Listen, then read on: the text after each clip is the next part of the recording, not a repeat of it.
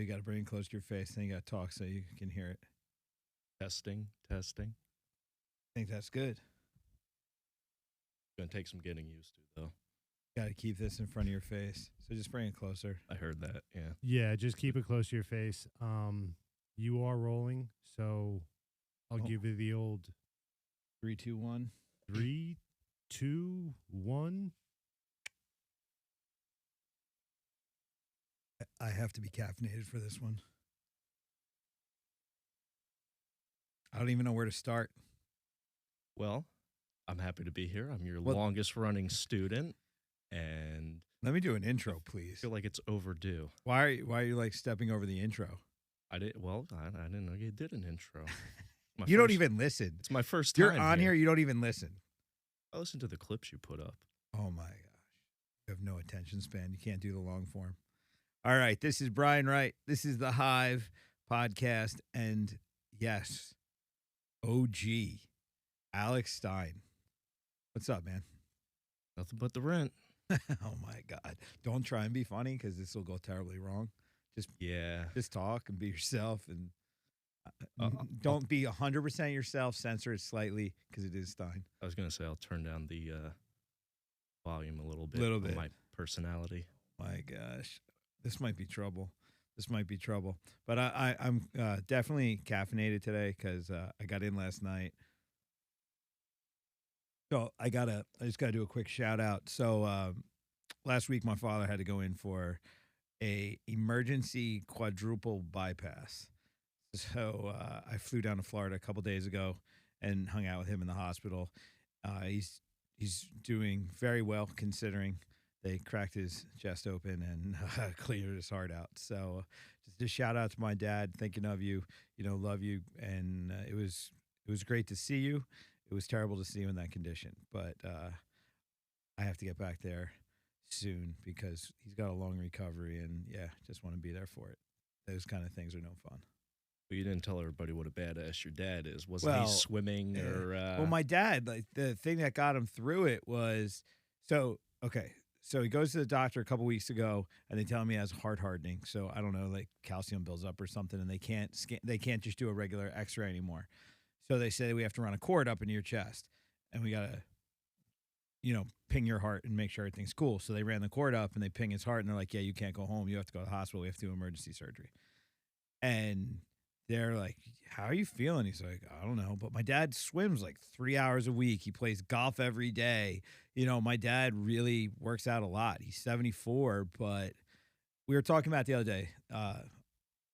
He called me up after the heart hardening thing, and he said, it's so weird, to realize that you're as old as you can be at times, and then the heart thing and all that." And he was like, he heard a quote. Somebody asked Clint Eastwood, when are you going to retire? And he was like, "I don't think I ever will." And they said, "Why?" And he said, "I don't know. I just don't let the old man in."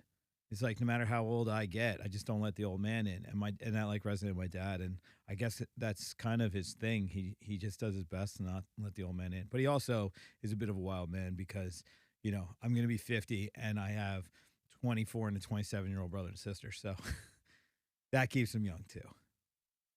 I love that mentality. You would. I really do. You would, because you'll probably be, 65 by the time you have your first child. So I don't know about 65. That's it's a little generous. Yeah, we'll see. I don't know if we really need any little Steins running around. Or female versions of Stein. Oh my gosh. You couldn't handle that. There's no way you could handle being the father of a girl. I would No be way. the best girl dad on the planet. No, you wouldn't, because you know how you think, and you'd look at every guy thinking they think like you. They do. They do. Little secret for all the ladies out there, they do. They all think like you? Oh my God, you're a mess. You're a mess. I can't go into this conversation. This dynamic of conversation's got to stop. We're not going to talk about children. We're not going to talk about your dating life, your possibilities, you maybe being a dad one day. We cannot speak of these things because I don't know. It's just too weird. Well, that is not what I came on here to talk about. That is true. I'm all for it. So you came here with an agenda. Okay, he has an agenda. No. What am I getting? Am I getting? Rolling with the punches. What would you like to talk about?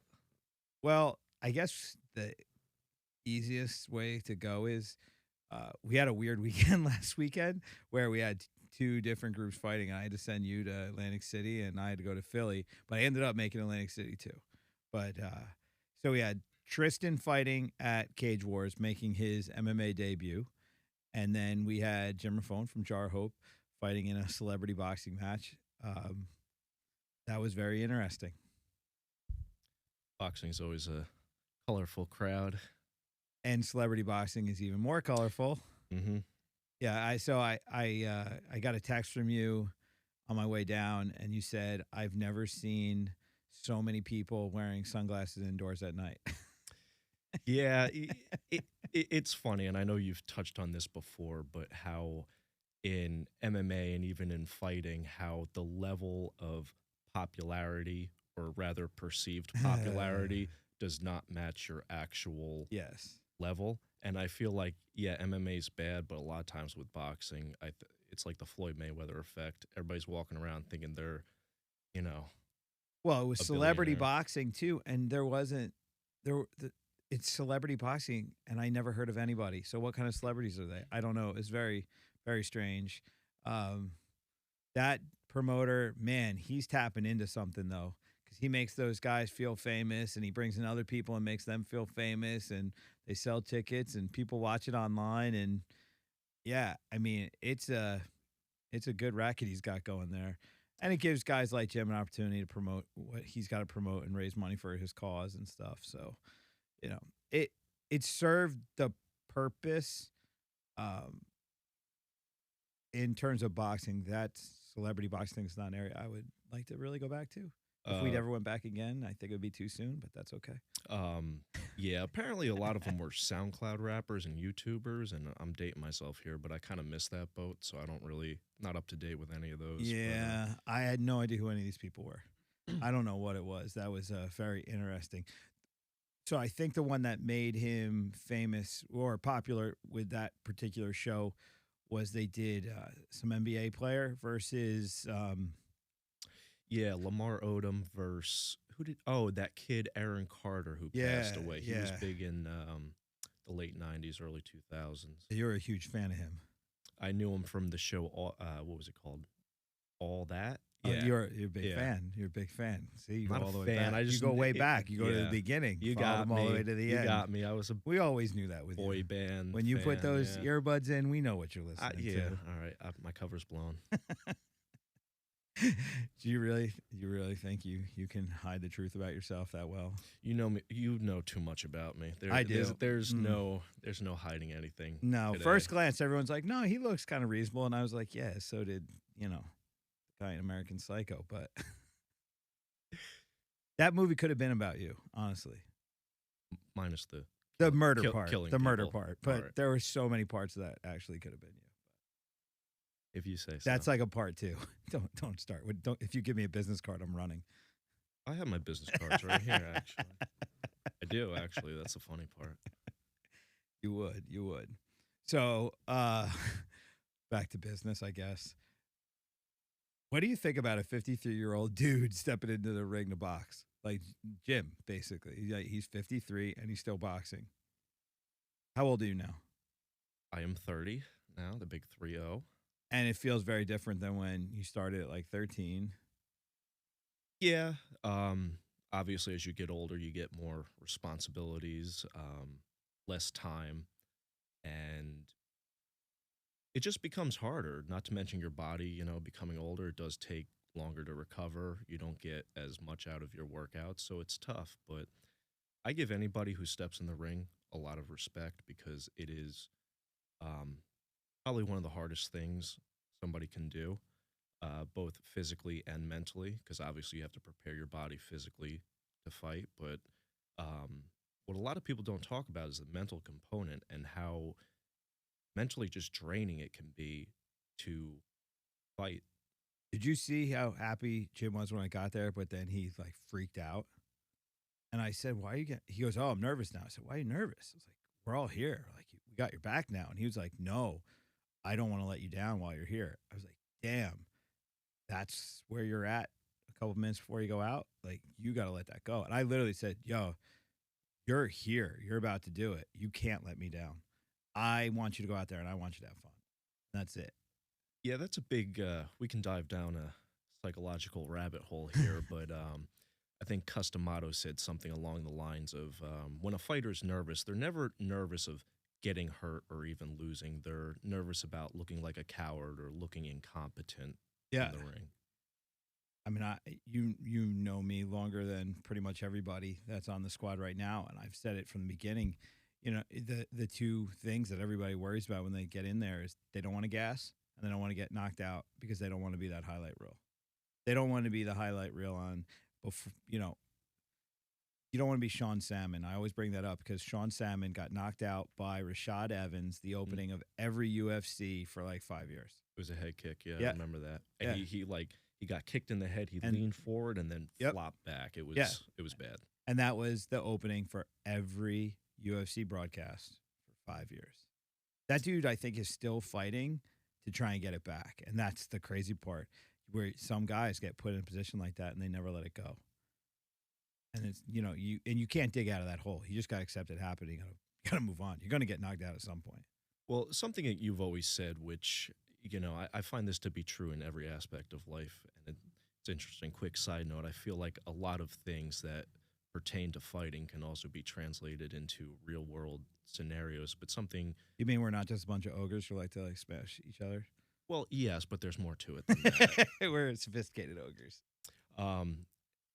It's better to fail doing something extraordinary than to just get by doing stuff that's ordinary. I see so It many depends on the person, though. Some people are okay with it. Some people are okay with just existing, and some people are not. I think most people just exist. I think, But I don't think they're all okay with it.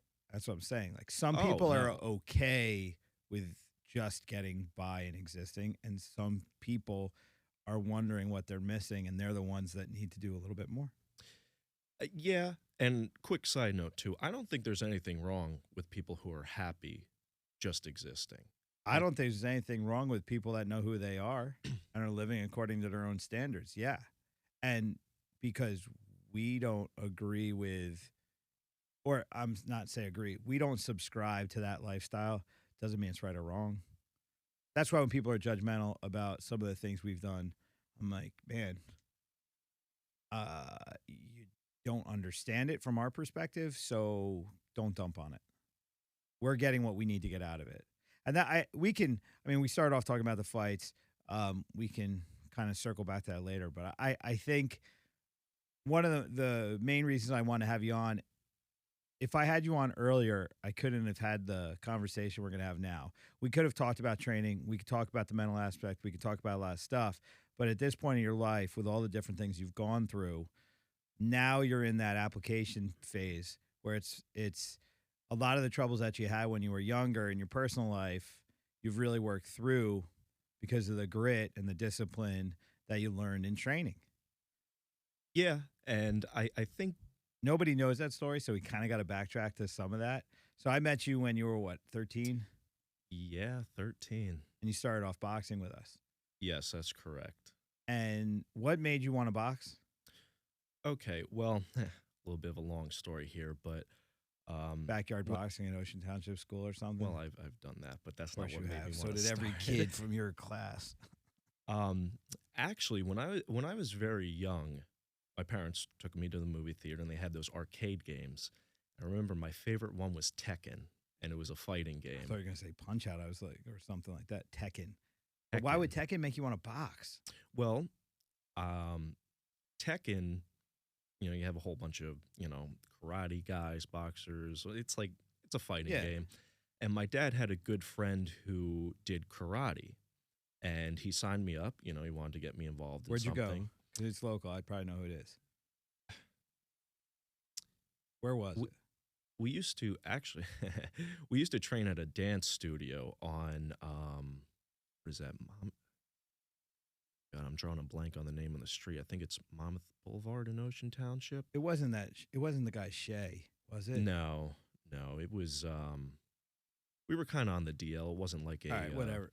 But yeah, I started off with karate. I But really you know enjoyed what? it. I remember that now. I remember you were doing that even when you started. Like you were still doing both. Wow, that like some weird memory just popped up. I can remember having that conversation with you 100%. I think I knew I can't remember who the person was, but I remember that you were doing karate and because that was a little bit of the hand positioning and the footwork was different and we were trying to transition. Wow.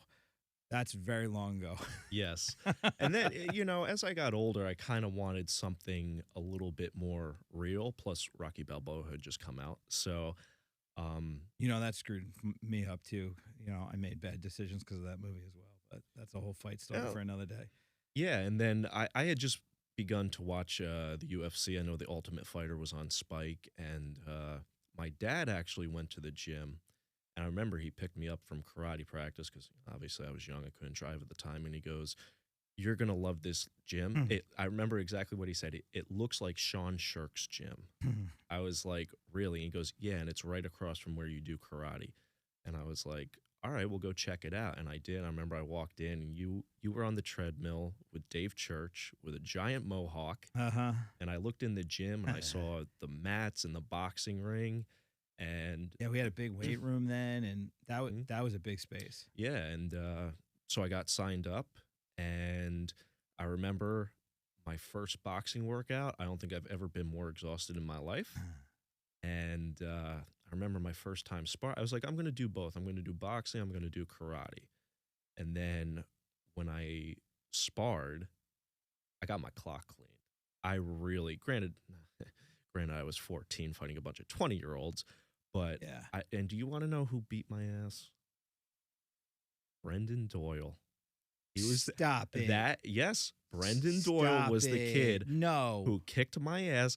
I mean, I was 14. I was a karate guy, had like no experience boxing, and I just got destroyed. Not just by him, but by everybody. And I just remember after that, I was sitting fucking Doyle. I was sitting in the car when my dad picked me up, and I remember sitting there just being like, "Yo, I just got my ass kicked like bad." And I remember I almost quit over it. I was like, I was so discouraged, but then I was like, well, I don't even know what made me stick with it. I was like, maybe I can learn this. Maybe I can, be that good. And I stuck with it ever since. And yeah, it's pretty crazy. I think that it doesn't just come down to fighting, but I think if you care about something and it's hard, the make or break is that first time you get your ass kicked. It's the big, in fighting, it's getting your ass kicked, but it could be the first time you ask an opinion and you get a no or a negative review. Yeah, like when it doesn't go right, but it's the thing you want, but it's just the wrong time or the wrong whatever. But if you want it, you keep adjusting and keep figuring it out. And I don't think you really understood that for a long time because we had so many ups and downs, fits and starts. I mean, you should probably have 200 fights by now with the amount of opportunities you had that we just weren't able to take advantage of because your mental side of it was all over the place. You were all about it, and then you went through a weird period where it was a lot of ups and downs. Well, yeah, I mean, unfortunately, I have to admit, you string together like 2 or 3 losses, and you start thinking to yourself, "Oh man, maybe it's like not for me." And then you take some time off, and then getting back to it, those negative thoughts kind of start to creep in again, and getting back into shape and the hustle and grind of training. It's tough. You also had you were not someone that wanted to change the way you did things to win. You wanted to win the way you wanted to win. So, you can't go into a Muay Thai fight and ignore the clinch. You can't go into a grappling tournament without, being able to actually do jiu-jitsu. Like there's certain things you can't do. So I remember we were standing in Asbury Park when we were there in front of the gym one day and you're like, "Yo, I don't think I want to do this anymore." And you gave me this whole thing about how they're all like, you're like, BJ Penn at this point in his life was this, and Chuck Liddell was that, and George St. Pierre was this and that, and Mike Tyson. And I'm like, fuck you comparing yourself to all these people for, man? Just be you and evolve at your own time. And you didn't want any of that. You wanted to be the best or nothing. Well, don't we all? Um, I think a little bit of comparison is healthy. I think it keeps you honest, but also, what was the other thing you mentioned about? Oh, yes, being coachable, doing things the way you want to do, and not being able to kind of take But instruction. it's not even the coachable side of it as much as a competitor. Because you can be coached to be a shitty competitor, but you were like very just hammer-headed about, no, I want to punch everyone in the face. You were just like, I want to knock everyone out with a punch. You didn't want a high kick. You didn't want a low kick. You didn't want a clinch in a knee. You didn't want a submission. You wanted a punch to the face. That's what you were really, you just wanted to knock everybody out with your heavy hands. Yeah, too many Mike Tyson highlight reels. But the problem was in a sport that could go the distance where you got to score points, at the same time, you would lose decisions because you would try and do it your way and you wouldn't give the judges what they wanted. And that my arrogance also, there was a definitely a period of time, especially Friday Night Fights. Friday Night Fights was one of the longest standing Muay Thai shows in New York City. They haven't done anything since COVID, but that was. I don't even want to say it, but it's weird. It's kind of like that golden era of Muay Thai in New York City. Friday Night Fights was the shit. Yeah. That was the shit. When we had the hall at St. Paul in the basement of the church, that was, I mean, every show in that hall at St. Paul was like being in a movie. It was like an underground fight league. And then the ballroom down on Wall Street, that was the most dramatic venue could possibly be. And another thing, too, was, I don't mean to any disrespect from the shows that are going on right now to the people that are fighting right now, but if you fought on Friday Night Fights, you were getting somebody that was good. There were no gimmies. There were no freebies on Friday Night Fights. They would fly people in from all over the country, sometimes different countries, and they all had experience, and they all came from good gyms, and you were going to war. No shin guards and no headgear, by the way. 10-ounce gloves. From first fight. First fight, yep. And the thing that was crazy with that show, too, was there was a lot of New York City politics involved in that show. So they were bringing in really good guys. And if you weren't from New York, they were going to sandbag you. I mean, was it Carl fought that one dude from Croatia who had like 30 fights. They said the fight was going to be a light heavyweight. We showed up to make weight. It was heavyweight. They said the guy had like 12 fights. The guy had 30-something fights and a couple national titles. I mean, I actually am friends with Justin. I'm not gonna shit on Justin. He's a guy who figured out in a very competitive market how to make money and put a show on over and over and over. And you know the fight game. Us coaches and fighters, we're all nuts. We're very hard to deal with. Everybody's got big egos. And that dude was he was he was the lion tamer. He put us all, gave us that opportunity. In Justin Blair's defense, because I like Justin too, I don't think that was his responsibility to do that. I think the WKA should have stepped in and said, like, hey, like, yeah, this guy has 2 kickboxing fights, but he has 30 boxing matches. And they should sanction it. Yeah, or, sometimes they'll, have fights in different countries, like you said, and they won't count it to their record, even though they have, like, 10 fights in another country. It's kind of like, all right, but... Yo, I have the athletic commission in New Jersey wouldn't recognize fights I had because they were overseas. I was like, they would basically sandbag me on records at times. It was so weird. WKA, it's not even them. ISKA, WKA, IKF. It's everyone, yeah. USMTA. Do you remember USMTA? They were the worst. USMTA was the one Jay fought, and they told us it was a 5-round fight. They stopped it at 3 rounds. Yep. And then they brought us in the back room and were like, to make it up to you, we'll give you somebody who doesn't know how good you are and you can slaughter them. And I was like, you just tried to screw us. I don't want to go screw somebody else. But it was like that backroom bullshit. Well, for a lot of people watching, they might be like, well, how come this goes on? It all ties back to money. Like if you're hosting a show in New York and you have 5 guys from 5 different gyms that are all located in New York City and they're selling 500 tickets between all of them, and that's bringing in 90% of the revenue. If you're selling 500 tickets in a 400-seat venue and it's coming out of two gyms primarily on that night, yes, they're going to get the best matchup. Yes, they're going to get treated better. If it's close, it goes to them because people like course. when their people win. And Well, the other side of it is too the problem in New York, and it's to this day, the judges in New York are all connected to these gyms. It's very difficult to win fights in New York on decision because the people that are doing the scorecards are training with your opponent. Like, it's always that way. We know it. I'm not salty about it. Like, there are fights that I'm like, you got to be kidding me about. But at the same time, we knew what we were getting into. so to kind of tie into that, and I realize this now that I'm older and have more experience, and something, the route that you put people on that I didn't understand was you play the long game. You're Yeah. not here to rack up a couple amateur wins against shitty guys so you can have like an 8-0 record and then you fight somebody good and you get, knocked out.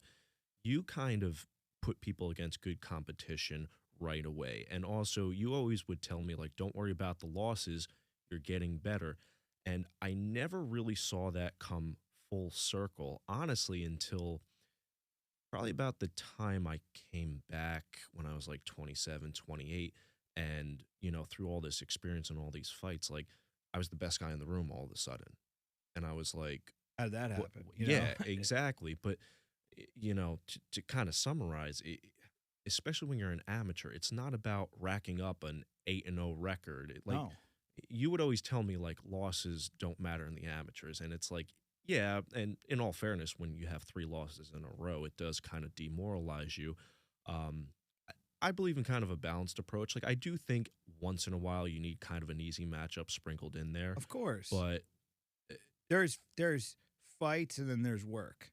and I'm not going to name drop, but you and I could make a huge list of amateur fighters who had really good records that when they turn pro, they can never seem to make it to that next They're level. professional amateurs. Exactly. And that was because they have coaches that were not developing pros. They had coaches that were trying to maintain like clout with their name. These were guys that, I mean, how many belts do I have on the wall in the gym? None, actually. None. None. Doesn't matter how many belts we've won. It doesn't fucking matter.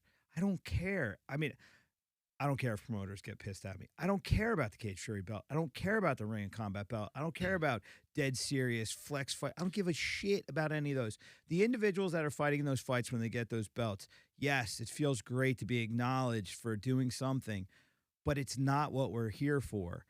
If you have a UFC belt, if you have a PFL title, if you have a Bellator title, if you have something substantial like that, that's what we're talking about. We're talking about life-changing opportunities that we're working towards. Hey, I'm not shitting on those other belts. Like, Sean Teed was a prime example. He won the Cage Fury belt. When he won the belt, I literally said to him, you should stop. And he was like, no. And he got a Bellator fight off that, and that fight didn't go well for him. He wasn't gonna be successful at that level. He was appropriately placed in Cage Fury. He achieved the level that was right for him at that time in his life. Thing that people skip over with that is Carl fought that Croatian dude on Friday Night Fights and shellacked him. He smoked that dude. That guy was a stud. 2 weeks later, Carl goes and gets knocked out by a nobody at WKA's. Yeah. And then, like, 3-4 weeks after that, we get the Jerome LeBanner offer. Mm-hmm. And that's the win and loss thing. As an amateur, he was developing the skills. And so when we knew what we were doing, we knew we took that fight at WK's way too close to that last fight. That other fight, it was too much of a high to come off of and do a quick turnaround. Mentally, he wasn't fully recovered from that experience. He wasn't ready for a random dude who didn't give a shit who he was to come in and try and kill him. And the funny part is, he turned around and did that to LeBanner because LeBanner wasn't ready for this guy with no pro record to come in and smack his 130 fight ass around the ring for 5 rounds. So again, you have to understand as the athlete that if you do have a coach with experience that understands how the game works, when you're presented with particular opportunities, I understand their skill set and I understand how we can jump the line and we can make things happen. And you got to trust that. So, you can see guys that don't have the best amateur records will make phenomenal pros because we used the amateur system to challenge them in ways that made them have the grit and the endurance and the skill set needed to be a good pro. And the humility. I think the losses of amateur bring humility. Yo, WKAs, when I went down, my son fought, I said to my wife, I said, I honestly don't care if he wins or loses. And honestly, I need him to lose a bunch of times when he's young. My son's 10. If he went in, and so say 10 to 16 smokes a bunch of guys, what's going to happen when he's 18 and he starts fighting adults? But obviously he starts fighting guys with real experience, not little kid experience. How is he mentally going to be able to handle the real ups and downs of all this? Because, you know, this shit doesn't get real until you're 18 and you got to fight men. It's funny you should mention that because I was a very good amateur boxer. Like, I would hit these kids and they'd like flail all over the place because I was pretty big for a 14-year-old, but I remember my first. You were training with men. Yeah, and I was training with 25-year-olds, and I'll never forget my first fight when I turned 18. I hit this dude and he didn't even flinch. And like I remember even like as a kid when those other kids would hit me, it wouldn't hurt. I'd walk right through it. But when a man hit me, I was like, "Oh, okay, that hit a little harder." 150-pound man versus a 150-pound boy is very totally fucking different. That extra whatever of development, mentally and physically, is a whole nother thing. Yeah.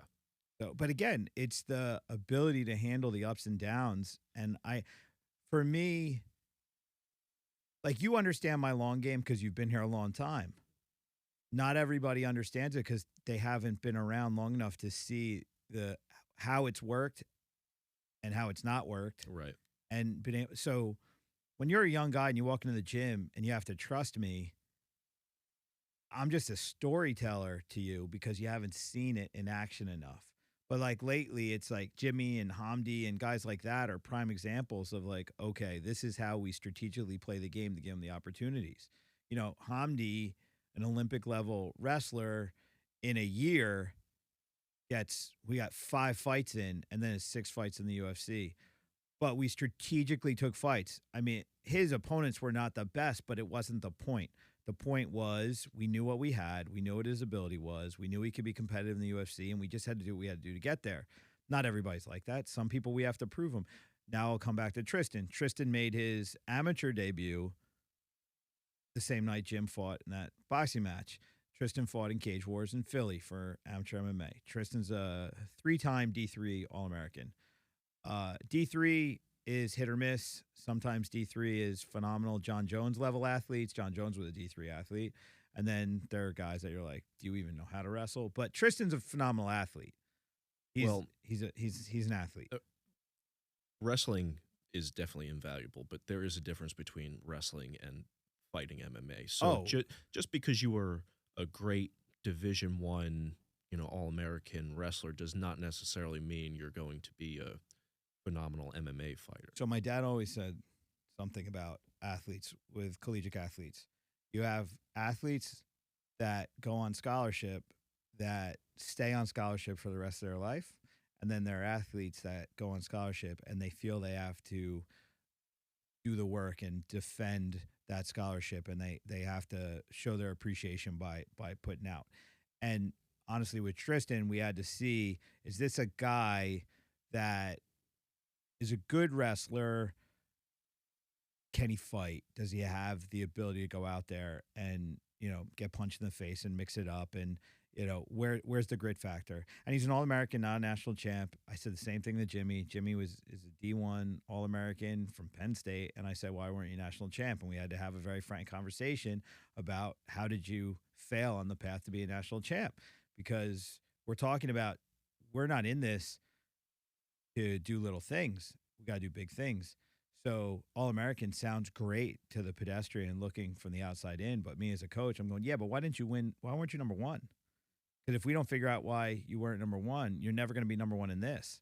So now you have another opportunity to take what you learned by being an All-American and failing to be a national champ, apply that now as an amateur again in MMA and say, okay, let's work through those demons. So by the time we get to pro, now you're really a winner. Now you're really a champion. Now you are a national champ mindset, a world champ mindset, and now you're marching towards something substantial.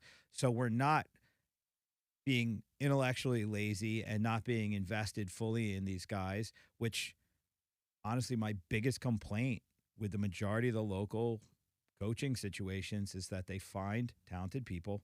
They ride that talent until the talent tops out.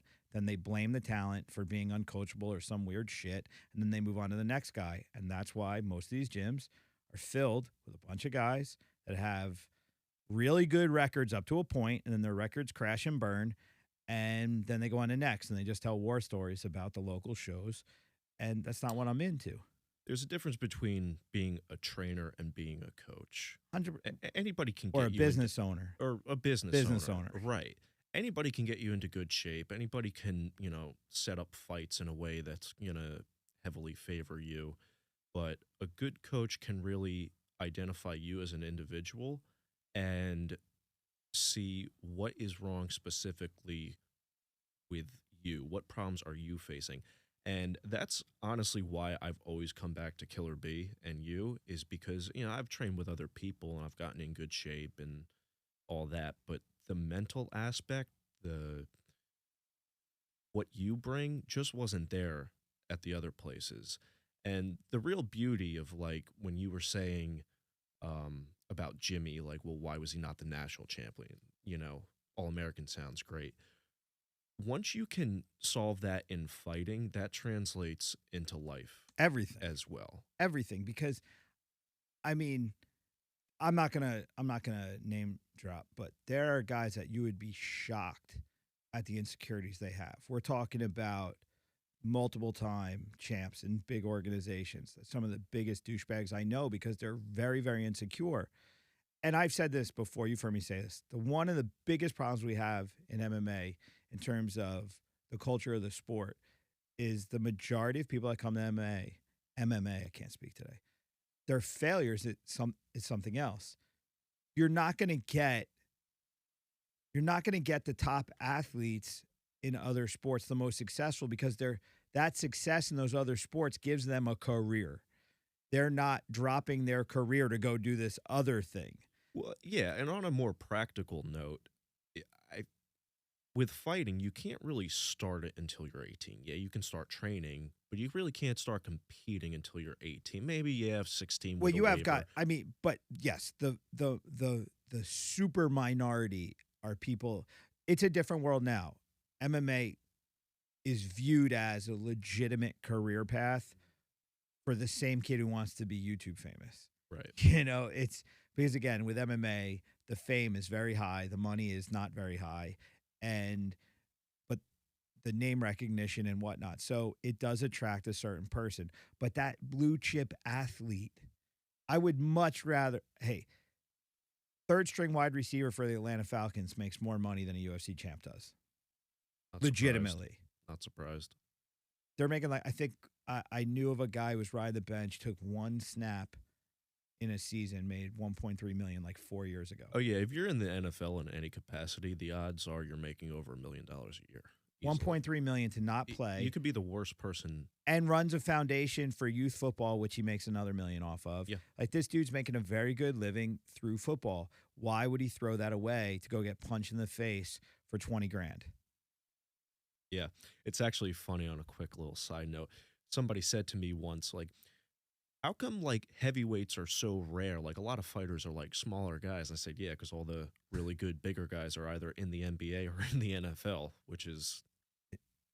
It's the truth. Usually true, unfortunately. If you're over 6 foot, over 200 pounds, and you can run really fast and jump really high, if you're not a complete mess of a human being, and even then, you still might be in football or basketball or baseball or something else. But yeah, you're a hot commodity in sports. Like, yeah. I mean, so if you look at the NFL players that are in the UFC, you don't have any Super Bowl rings. You don't have any guys that you knew of. There's a lot of former NFL players. Then they come, former NFL player. Who was that one guy? The one that, like, beat his girl? Greg Hardy. Greg Hardy. Okay. Greg Hardy warmed up in Russia. I was in Moscow for the UFC with Carl, and Greg Hardy was warming up in the same room as us. I will tell you that was the freakiest thing I ever saw. We looked at each other and we're like, that dude's fast. Okay. That dude is so explosive. That was some scary shit. I don't know how many people have ever met somebody who is a legitimate NFL player. I mean, like legitimate. They're manufactured. They're not. They don't grow up. They're literally manufactured. Yeah, They're built. It's like, I know you hate the phrase "built different." Those dudes in the NFL are built different. They're just they legitimately are built though. Yeah. Okay, you brought up built different. Here's where I don't like built different. When you start trying to break the laws of science, that's when you have a problem. Like when you try and cut 30% of your body weight, when you medically can only cut 18%, you're not built different. When, you think you can drink and do drugs and do all that shit and still be high level, when you haven't proven the mental capacity to handle it, you're not built different. I mean, was it Johnny Football? That kid would go get drunk and then go beat Alabama. That was different. That kid was manufactured to be able to be that way. That was his thing. If you're not demonstrating the ability to do that consistently, that one time you're telling me you can, I'm not going to believe in it. Okay, I'm glad I got clarity on that because I've always heard you say that, and I'm like, I don't know. There's some dudes that are built different. Okay, so Hamdi is different. Hamdi is an Olympian. Hamdi was raised by the Egyptian athletic program to achieve a specific result. They worked on every aspect of him to turn him into what they wanted. That is a very different situation that someone that comes out of a high school football program, goes to a community college and is not happy and then says, let me give MMA a shot. I agree. You're not a world-class, world level of training. I don't like the mindset thing, but guys that are brought up in systems and taught to think a particular way are very different than a guy who randomly chooses to fight. And it's my job to try and elevate them to that. But again, it's pretty remarkable that we've been able to achieve the things we've achieved with the people we've done it. So the system really works when people embrace the system and when they focus on overcoming a lot of the obstacles that didn't allow them to be world-class something else's. Okay, so we can kind of tie that in with the whole,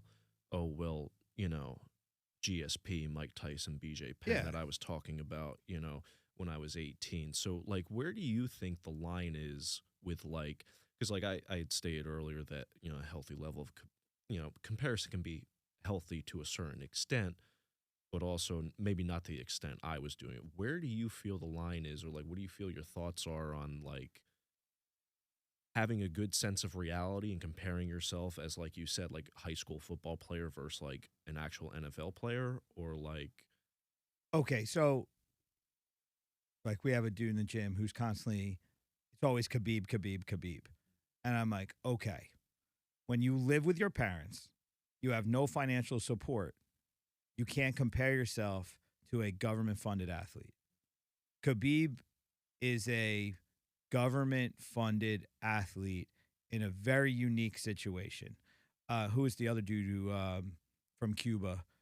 The Joel Romero. So again, listen to his story. Manufactured by the Cuban government. You can't compare yourself to those people. Healthy comparison to me is when you have to see somebody that's like you, coming from your kind of situation and achieving great things. I think you can't look at the 30-second clip of the knockout and aspire to that as that can't be like the root of your aspirations. When you see someone that comes from a neighborhood like yours, with a background like yours, and overcomes the obstacles, they're giving you the playbook. And the beauty of time, for me, I mean, I'm 25 years deep now, so I've seen so many different walks of life. I have so many examples of right and wrong. So again, the aspirational thing for me, I'm like, I can help you look at the right stuff. So there, one of my clients the other day, this guy Gus is a 53, 54-year-old dude who's doing privates with me in kickboxing. He's looking for inspiration. I showed him a Masato highlight because I wanted him to see how Masato moved his shoulders a little bit, and I thought it would help. Like, I have enough of a database. And Masato, by the way, look him up.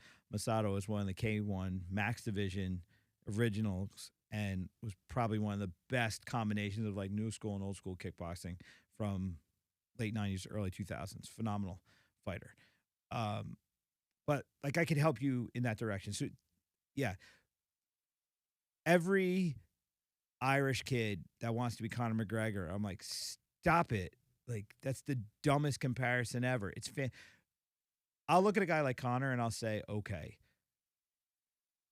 whatever it is I do to try and combine commerce and sport and entertainment all together to create this total package and maintain an authenticity in application. I mean, the guy really did win 2 divisions. The guy really did knock a lot of people out.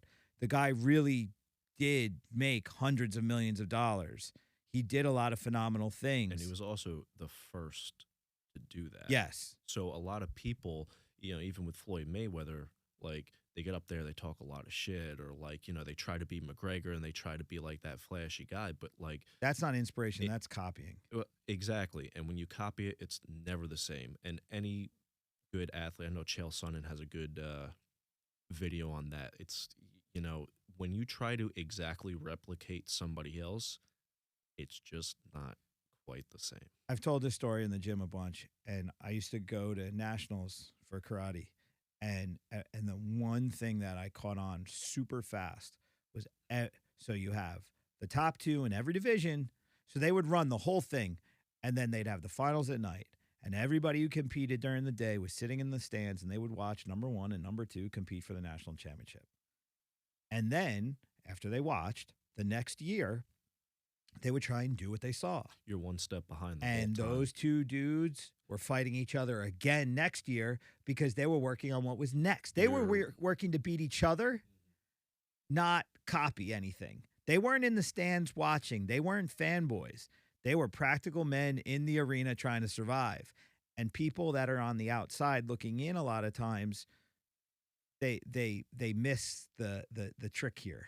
They miss that they're behind. You've got to stay current. You got to beat the guy in front of you today, not the guy you saw last year. I agree. And it is a balancing act because it's like you said, you want to see what some people are doing and kind of try to reverse engineer something if they're doing it right. But at the same time, it's kind of like you said, if everything is not exactly the same, like being a government-funded athlete and wrestling since you were 5 years old, it's like, yeah, don't try to be Khabib if you started wrestling at 16. Like, it's not going to get the same result. Even if you start wrestling at 5, still probably not going to be the same result. But if you can pick one thing about Khabib, just one thing that you're like, he does this very well, I'm going to try to replicate it with what I have available, that's where the magic happens. Absolutely. And then the other side of it is, you know, okay, Khabib at 24, you might be better than that at 30 or 35. Well, it's funny. There was a picture on the internet. I get all these like MMA stuff popping up on my feed. I don't know if it's still true, but they said there's no UFC champion under the age of 30. And even if you look at Adesanya and is it Strickland? Is that his name? That just fought. They're, correct me if I'm wrong, 32 and 34? Yeah. Like, just because, you know, it's like you were saying, like, yeah, Mike Tyson won the world championship at 19. I think 70% of the roster is over 26. Well, yeah, and I think also age kind of depends very, very heavily on your sport. Like, if you look at, like, female gymnastics, your prime age is like 16 years old. But again, you've been doing it since you could walk. Right.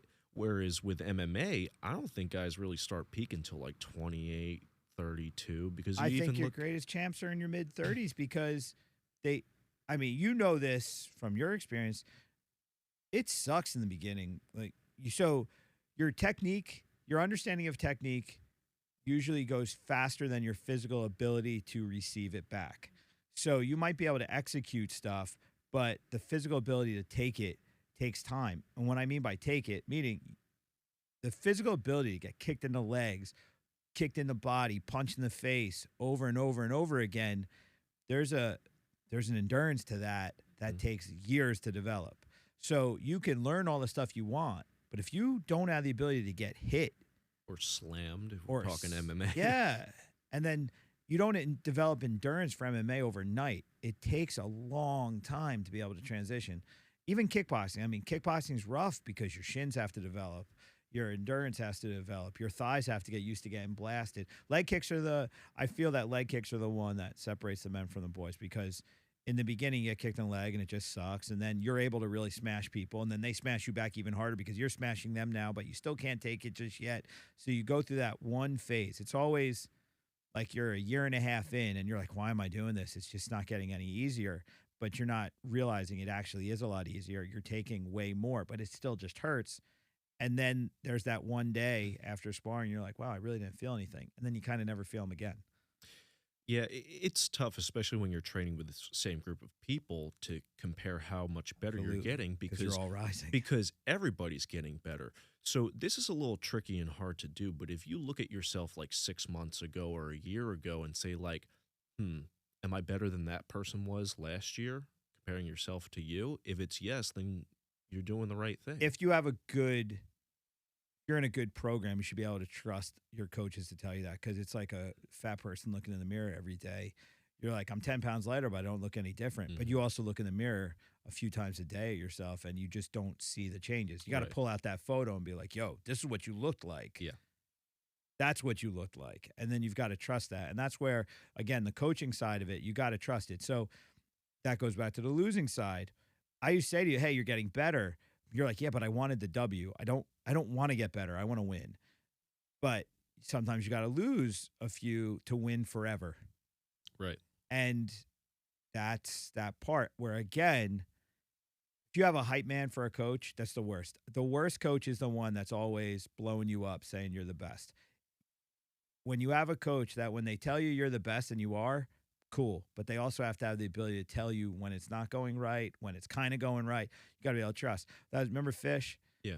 No matter what happened, like in the you could round, come back, be like, you're doing great. It's like, no, I'm not. You could come back at the end of the round and your face could be falling off, and it'd be like, you look fantastic. You've never looked better. And it's like, bro, I'm gonna have to get 30 stitches after this round. I'm not doing well. Like, I couldn't trust what he was saying. Like it. But again, some personalities, I guess, need that. But I think the culture of us is we're grounded more in like a practical reality, like a non-judgmental communication is the thing. Where we're like, okay, look, this is where we're at, and this is what we got to do. And the most defeating thing I ever had is Jimmy had a horrible showing in Contender, and 2 rounds done, he's got smoked. He might have lost the first one 10-8. Like if we don't finish this dude, we're not winning the fight. And I came back and I said, Jimmy, you got 5 minutes. We got to take this guy apart piece by piece, and you're going to have to put him away in 5 minutes. And he couldn't even look me in the eye, and he said, I'll try. And you could go back and you watch the broadcast. I said, what the fuck you just say? I was like, you try? You going to do this or not do this, man? Like, we going to do this? And then I literally walked out of the cage. Hayden was with me. We sat down. I said, we're done. He's going to lose this fight. And he said, no. I said, no, we're done. We're done. He's not going to do it. And he went out, and it was the same kind of round. Got taken down. And it was just, he was broken. He was broken. And I recognized it. And I tried. But it's like, you have to, if I say you got to break them down and you got to finish them, we got to be in a place where you're like, okay, that's just what we got to do. And that goes back to what I said about fighting being one of the most mentally challenging things, too, is because I'll tell you what, one of my least favorite things to do on the planet is to go to Buffalo Wild Wings with my friends when the UFC fights are on. Because you always have some dumb asshole. How come he didn't just knock him out? Like, you don't think he's trying? Or like in the 3rd round. How come he's not going for it? He knows he's down. Like, it's like, yeah, but every time you go to throw a jab and you get lit up with 3 punches, like, well, you're going to be a little hesitant to throw the jab. And they're like, yeah, but if it was me, I'd just be going for it. It's like, yeah, you're saying that because you're stuffing your face with beer and wings, but you're not actually in there. And then watch the fight most of the time when you put 2 wrestlers in a match together, it turns into a shitty kickboxing bout. Yeah. Because they both know they're good at wrestling and they avoid it like the plague. And people are like, why are they not doing what they're good at? I'm like, because the other motherfucker knows he's good at it too, and he's scared of the counter. My favorite is, how come you didn't just knock him out? Yeah, that's the best. Love that one. I'm But like, yeah, like we're not trying. Like we're just not trying. We just said, you know what? Fuck it. I'm going to be he really seems nice like a today. nice guy. I'm Nice just gonna let guy. him His wife's in the slide. front row. I'm going to be cool about it. We're all dreaming of the knockout where like the guy's head pops off and his wife catches it. Like no one is trying to be nice in this, but we don't want to get decapitated in the process. Yeah, and it goes back to that, what we were talking about first was the fear of being knocked out, the fear of Yes. being, it's like, anyone in the third round, using Jimmy as an example, but that could be anybody. It's like, yeah, it's still the third round. Yeah, you're still down. You don't have anything to lose, but you still don't want to be that highlight reel knockout. Listen, this is the one thing with sports, combat sports, that people don't get. Football. How many games do you play in a season? I don't watch football. I don't even know. I know it's But more than 10. Okay, Yeah. so let's say you got a dozen games in 3 months. Baseball. It's 16, I think. All right, so baseball, you play every freaking weekend. Basketball, every fucking They weekend. don't care. A loss is like, well. It's a numbers thing. If you don't play good on Monday, you could redeem yourself over the next couple of Thursdays. 2 to 3 times a year you'll fight. 2 to 3 times. People say, "Oh, these guys, they only have to work like, 30 minutes." And I'm like, or a year, and I'm like, yo, every single thing they do while they're in there is being recorded and spoken about. And people are talking shit on Twitter, and they're making reels, and then they're going on TikTok, and they're talking about your life and who you're with and how you live and all this stuff, and they're just shitting on every aspect of you while you're out there. If you win, they're still going to shit on you, but it'll be different. But when you lose, I mean, you could be the highlight reel knockout. You become a meme for the rest of your life. You're judged by the company. There are guys in the UFC in particular that have had very good careers, and then they'll have like a weird moment in there, and the company sours on them, and then you kind of don't see them. These were people that are like one fight away from a title shot, and then 2 fights later, they're in Bellator.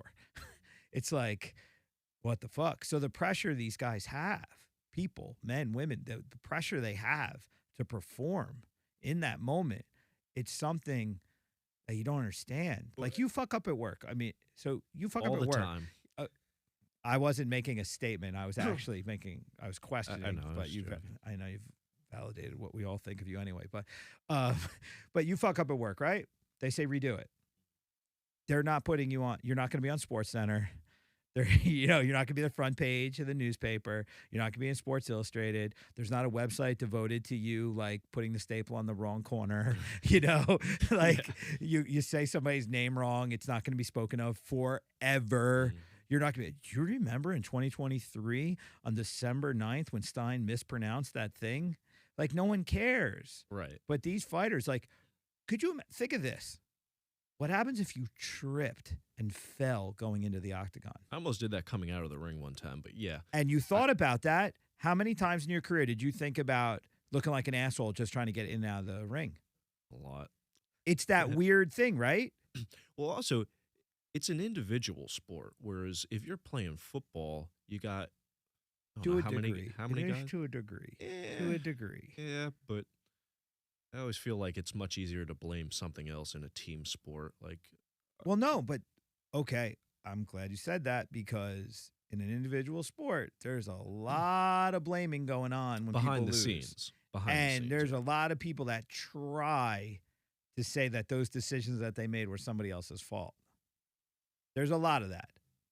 And they Yeah. always look like assholes when they do it, but they try. Well, it's always, the head coach's fault. It's like when a fighter wins, it's because they're great. They're when fantastic. When they lose, it's because because I'm a you're a terrible shitty shit, coach. of Yeah, course. yeah. Well, I got to a point. At one point, I said, okay, the only way I'm going to find success in this, there's 2 ways about it. Got to look at the next fight. I got to get over this one. I got to look at the next one. And then the other side of it was I have to give away the credit and I have to shoulder the blame and I have to do it selflessly because it's just what a lot of this demands. Now, if I'm going to be 100% honest, that did not work for me for a moment because the quality of the people I was working with, they didn't deserve that treatment. There are a lot of people that I gave the credit to that didn't deserve it, and I took blame that I shouldn't have to try and preserve basically weak people. Well, And that's why, as a coach, I think it's not necessarily my job. Okay, I don't think my primary position as a coach anymore is to just impart my experience and knowledge.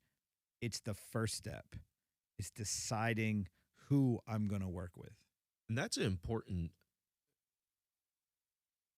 skill for anything in life. Absolutely. Vetting people, whether it be your business partner, your spouse, your friends, your training partners, you name it. You have to do a good job of vetting people because if you surround yourself with bad individuals, you will get bad results. All I right. know that sounds very cliche, but it's cliche because it's the truth. Don't feel yourself, okay? Chill out here. Just let me say what I got to say Well, here. too late, but go ahead. Don't go feeling yourself. You know for a fact that I've been criticized many times for putting up with your shit. You know this. Come on, Yes. say it. Say yes. Yes. Okay. But people say to me all the time, why'd you stick it out? Why do you keep letting this fucker back? And the thing is, I always knew your intention was always good. So the intent was always right. Hmm. And so the endurance for me was when you matured into a place where your intention and your actions started to catch up to each other. Now, it's also your proof of, I'm not going to say you're never going to fight again, because that's your decision. But if you never fought again, it would be okay at this point because your actions and your intentions are even. You are very valuable to the gym. You are very valuable to the team of people. You have a tremendous amount of experience. You've overcome a lot of the obstacles that we all face. And you really are that guy who's like, yo, don't do what I did or do what I did in a lot of different ways that helps a lot of these younger guys. And so, and to your education, job, getting your act together, like your shit together personally, all that, like you can literally sit here and say, like, I'm not full of shit when I say if you do stay the course, eventually it will work out. Some people it works out at 18, some people it works out at 30, some people it works out at 55. As long as it works out. But it's a consistency part. And again, we're all going to figure it out in our own time. You figure it out in your time. The prime of your fight career for like doing professional things is clearly past. I'm sorry that I'm sharing that to you, but Oh no. but you could fight again and be okay. Yeah. But the cool part is you're not going to do it because you're trying to chase something. If you ever fought again, I am very confident you're doing it because you feel an honest desire to do it. Well, it's kind of funny. Everybody always asks me, like, do you miss fighting? Do you regret not doing this? Oh, and the answer is no. No, I believe me, I do not lose a lick of sleep at night over my fight career. I really don't, because it equipped me with the skill set to do well in all aspects of life, not just fighting. And I'm forever grateful for that. And the thing is, it's hard. It's like there's so many different things. Like it's like to try and find something to like follow what you just said is so hard because there's just so many things that means for me with it. Do we have 5 minutes left? Yeah. We have time. Don't worry okay. about it. We have time. But the thing with it is that ultimately, you've heard me say it probably 1 million times at this point. When someone comes to the gym, my primary goal is when their time with us is done, that they feel that they're better for what we did together. Well, and I've been dying to say this. Oh, boy. What I feel fighting does, and really any sport, and why I think it's so great for people in general, but especially young people to get involved in either sports or fighting, is what you can do is you can simulate in a very short amount of time challenges that you're going to face in life. All right. The same anxiety that I had walking out to fight somebody was the same anxiety that I had when I was sitting at a boardroom in New York City interviewing with a guy that went to Harvard and another guy that went to Yale. Okay. Yeah, of course. Or, for example, I noticed that I had a tendency in a lot of my fights to not do too well in the first round, right? And second round and then third round, I came back stronger. And again, there might not be any correlation. Maybe I'm overthinking this, but when I was studying for my CFA exam, one of the tutors was like, you're an anomaly. And I said, what do you mean? He goes, you get most of the questions wrong on the first half of the exam, and then the second half you do much better, whereas most people, it's the opposite. And I feel like every problem that you face in the ring is showing up somewhere in your life, and you have to figure out what that is. And if you do, your life can be much better because of it. But you're also speaking to like what I was saying with my son, where I was saying I want him to feel lost now and continue, because it's what your tutor was saying is the problem that most people have, is that first taste of adversity, that first whiff of like, I may fail, they just quit and go do something else. Mm-hmm. But you literally have been trained for the third round, not the first. Right.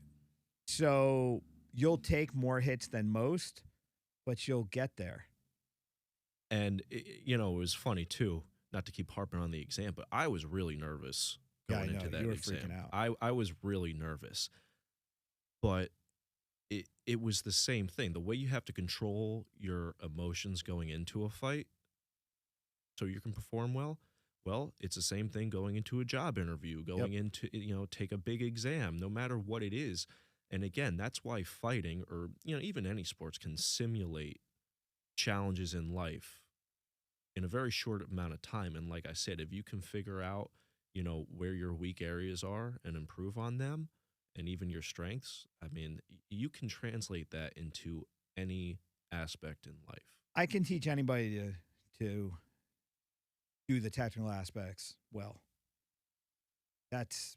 You can get anybody in good shape. Well, you can get anybody in shape. You could teach anybody how to do the moves. You could teach them how to apply them. But at this point, I think the secret sauce to it all that I, after all these years of doing this, kind of figured out is that you can't lose your humanity in the process of trying to achieve something. Like, that's just like the foundation of it all. And then the other side of it is you have to do everything in a way that you can live with. And I think it's like you kind of point that out where, I mean, your nickname in the gym was what for so long? I don't know why. You don't remember? I don't know why. Stop. You know why exactly. My nickname was Dumbass. Thank you, everyone. And people would get mad at me for calling you that, and then they would meet you, and 5 minutes later they'd be like, "Oh, I get why you call him that. Yeah, you had a struggle. You struggled for. It's not an exaggeration. I have a text from multiple people agreeing with that statement. But whatever. But you were for a while. You made a lot of Isn't every 18-year-old young man? Well, 14, 15, 16, 17, 18, 19, 20, 21, up until recently. You had decision-making issues, right? Everybody does, but yes. Okay, so think about this, though. Why do you think you were so fucking nervous for that test? You dropped out of high school, man. Yeah.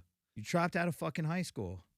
It was funny, and this might not be politically correct, but when you're fighting, you see all these big jack dudes, and you're like, oh my God, this dude's gonna like kick my ass. When I was sitting in on that test, I saw all these like Asian and Indian kids, and I was like, oh shit. Oh, I'm screwed. All right, but the thing for me, like when I see you struggling with that, like this is the time where now you went from being, a confused kid that nobody believed in. You were a kid that dropped out of high school. You ended up, you got your GED, right? Yes. And then you went to college, Mm-hmm. graduated. Where'd you graduate from? Rutgers. Right from Rutgers. It's a good school. Got a job. You take this test. It validates a lot of change for you. And if you failed that test, you may have felt like a 15-year-old idiot again. But you took it on. You were nervous, but you were nervous because it's a big moment for you, man. You're a fucking man, and you're achieving success outside of what you were comfortable in. Right. And you know what's really funny? When we can tie this back to when people get nervous for fighting, that, you're not really nervous about getting hurt. You're nervous about, looking foolish, right? Of course.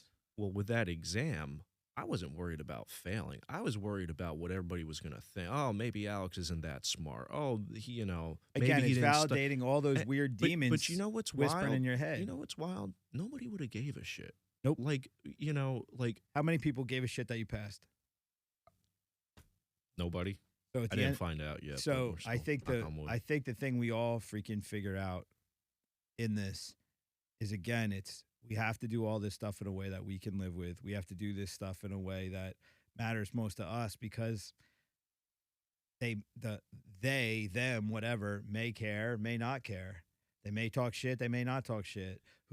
It only matters what it matters, to us, and what that value is going to be. I forget who said it, but somebody goes, there's an old saying, like, nobody cares as much as you do. And that might come across as like negative, but no, it's actually a good thing, because I'm telling you, the amount I was stressing out for my fights, for my exams, for whatever, nobody else was. And guess what? Nobody cared that I was stressing out. No. And whether you pass, fail, win, lose, like, people will just be like, oh, and then they go on about their life. Do you think you would be as stressed now if you fought as before? No, not at all. So the same thing's going to happen now with the tests and the jobs and all that stuff too? Yeah. Because you just keep proving to yourself what you're capable of. Exactly. And that's the whole fucking point of all this nonsense that we do. Like, people are all the time like, oh my God, what if this, that? There are certain fights that matter more to me because I know what it means for the individual. But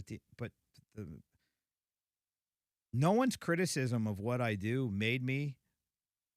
It's not going to break me. It's what I do. And I do it in a way that I'm comfortable with, so I don't need you to be comfortable with it. I don't need anybody to be comfortable with it. Except the team. Like, we just have to be comfortable doing what we do. Like, I kind of feel like Killer Bee is like a little island of misfit toys where we all do our thing together, and we make good shit for us happen. We have a very open door. People can come in and they can join the squad or not or whatever. I can't be everything to everyone. I can only be what I am, and my intent's right. I'm learning as I go still. Like, it's that process. All the stuff we talked about, I have to do it every day too. And you're doing it in a lot of different ways. And that's why I wanted to have you come on. And I thought that was the value of the conversation. We definitely have to do a part 2 to this where we can tell some of the war stories, because I did realize when we were driving to Delaware with the guys, I was like, damn, we've actually done a lot of crazy stuff. We have to have, that's the episode with a cigar and a bottle of something where we'll say some crazy shit. Right. That's also the dangerous episode, but it's No. funny. That is, we need to have a danger episode. Okay. Because we got to entertain. Stay tuned. This gets a little deep sometimes. Sometimes we got to have fun with it too. You know what's wild, though? And I for whatever reason, I was thinking about this the other day. In 2027, which is only 3 years away, you and I will have known each other for 20 years. As long as most people have been alive. Well, maybe not most people, but, a good chunk of the population. It's just, Dude, this gym is 25 years old. Yeah. That's insane for me to say, like, in my mind. Like, I'm like, 25 years. Oh, my God. It's nuts. It's also nuts to think my last fight was 10 years ago. I remember that. Yeah, but it's 10 years ago. Like, I haven't done this in 10 years. It feels like yesterday. It feels like forever ago and yesterday at the same time, but whatever. But yeah, man, time's a weird one. And the other side of it is, look at my kid. So my son right now, he's 10. Well, it's funny too, because I always forget that when I was fighting under you, like, your kids weren't even born yet. No. And I'm like, because I remember, when I was 18 or when I met you, and it's wild that, like, you have kids that can, like, actually speak and do stuff and are, like, individuals. So when we know each other for 20 years, my son's going to be 15. I know. 15. Nuts. It's nuts. It's wild. One final note before we sign off is those fights in Delaware. It hit me really weird. Like, so when Jen fought, I'm looking and I said, she's like 26, 27. I was 2 to 3 years into running a team at that point. I opened up my first academy at 24 years old. She's just trying to figure out her second fight. Jalen is the age I was when I opened up. and he's having his like third fight, whatever. And I'm looking at them and I'm looking at their level of experience and I'm looking what they've done in life and seen and all that. And I'm looking at myself going, man, was I stupid to try and do this? What was I thinking? Right. I didn't know anything. I knew something. I knew enough at the time. I did a lot of things when I was young. I traveled a lot. I fought a lot. I have a lot of experience. But in the grand scheme of things, what the hell was I thinking? Well, I think too many people beat themselves up. They always, everybody always looks back. Oh, if I knew then what I know now. It's like, yeah, but you didn't. All right. And but I wouldn't that's be how here you now go- if I didn't do that. Exactly. And that goes to, I guess, well, sum this entire thing up. And I think you're the example of that. The best example of that is that if you want to judge me by who I was instead of who I am, you're missing something. You're missing the opportunity to live in this moment and actually do great things. So, because who you were at 15 is not who you are at 30. Right. And who I was when you were 15 is not who I am looking at 50 either. 100%. I mean, and you've seen me do it right, wrong, in every which way. And I think I'm doing it pretty good right now. And I'm trying really, really hard and to keep doing it better and better and better. And it's wild that at 24, I thought I knew something. And then at 50, like almost 50, I'm like, I feel like I don't know anything, and this but is, I feel like I know something. on- It's weird. On my final note, and I'll say this as long as I've been with you, and I'm not just blowing smoke. I really do mean this. For the 17 years I've been with you, I think the gym is doing the best, and it's my favorite group of people. It's my favorite vibe. I agree with you 'Cause 100%. I feel like, in the past, we either had fighters or we had, casual gym goers. Now we have a good mix of both. We have, great people in the gym. We've kind of got rid of the douchebags, the assholes, all that. And the selfish aspect. Yeah, and something you said was that a lot of the guys and girls that are fighting, like they have aspirations outside of just fighting. And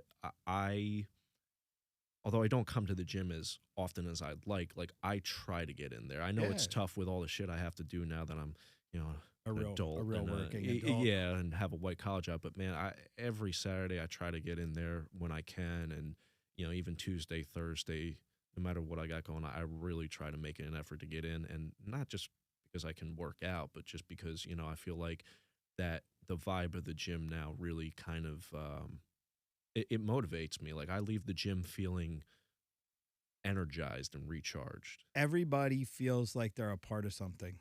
Yes. It's not a place they go to do something. Right. They feel like they're part of something. So we don't need a physical location. We have that. That's just a collection point for this thing that's developing. And that's the beauty of Killer Bee in 2023 versus when it started. It's not about clout. It's not about individuals. It's not about championships. It's about that community of people agreeing to do something honestly and caring about the person standing next to them doing it. And that's what, it took a long time to figure out, but I feel like, we figured it out. And the trick is to keep us all staying accountable on that, because the more success, it can bring complacency. And I don't want to run into that. And egos, yeah. Yeah, absolutely. But I think we're coming in with a lot of really grounded people right now. And I think we'll be able to look back in a couple of years at the conversation about these people, and they'll still be here and they'll still be achieving things, and they'll be helping the next group of people come through and whatnot. Because we definitely are doing it different, and we are definitely working with a better quality of person right now. It's not perfect. It's not perfect by any means. Well, you have me, and I'm perfect. That's something. And on that note, yeah, I think I got to end it on that, because I'm about to say something I don't think I should, but please don't. We had a hold good it. podcast. Yeah, we had it. Don't ruin it. You're starting to feel yourself again. But no, I appreciate you coming through. Everybody in the gym always asks about you, because like you're this weird anomaly that comes through here and there, and they're like, he has all this information. He's a really good dude. What the hell's his background? Because a lot of people are so new, they don't know the history, and I forget that a lot of people don't know the history. So yeah, today we talked a little bit about the mindset of what we do. We'll definitely come back and do it again, and we'll actually talk about some of this wild history, because we really do have some crazy stuff, like how we forgot about you in Atlantic City, and You know, hey, and the one I want to come back, I want to kick it off with next time, and it's the worst story, uh, but to me, it's the best because of how it's ending with us sitting here together. But when you dropped out of high school and you didn't tell me, and then you took that kickboxing bout, and then you felt like your whole world was going to end, and then that was really that. If there is a rock bottom for somebody to build off of, I think that was yours. I have a lot to say about that, but I'll save it for the next episode. Yeah, that's a important one. Yeah. That's an important one. All right, Alex Stine, Brian Wright. This is the Hive Podcast. Dad, if you're listening, get better. And to all you guys, look ready for the next episode that we do, because we have more to say. Be a little juicier. A little juicier. Dive into the all right. weeds. Hive Podcast. We are out.